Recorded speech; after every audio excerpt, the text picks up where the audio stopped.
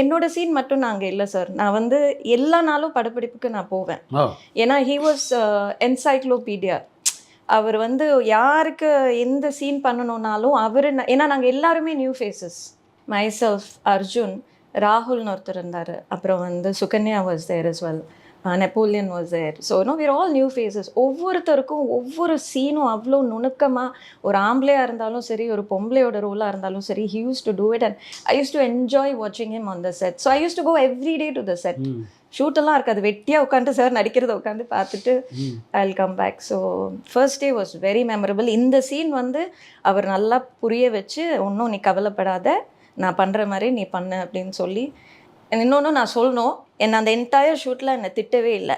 நான் திட்டே வாங்காத ஒரு ஆர்டிஸ்ட்டு நான் வந்து ரொம்ப பெருமையாக என்னைக்கு சொல்லிக்குவேன். பல பேர் அடியெல்லாம் இல்லை, அடியும் வாங்கலை.